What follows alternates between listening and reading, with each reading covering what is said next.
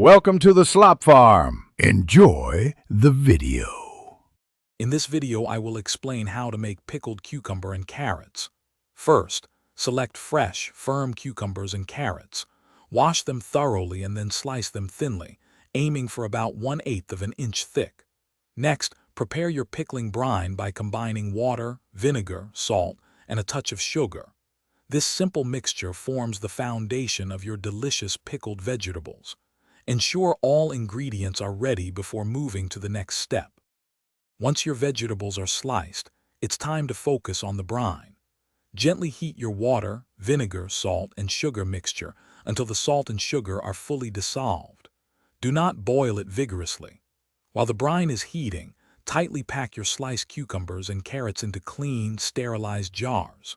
For extra flavor, consider adding a few cloves of garlic or a fresh dill sprig to each jar before pouring in the warm brine. With your vegetables packed, carefully pour the warm brine over them, ensuring all the vegetables are fully submerged. Leave about 1/2 inch of headspace at the top of each jar. Seal the jars tightly with their lids. Allow the jars to cool completely to room temperature on your counter. Once cooled, transfer them to the refrigerator.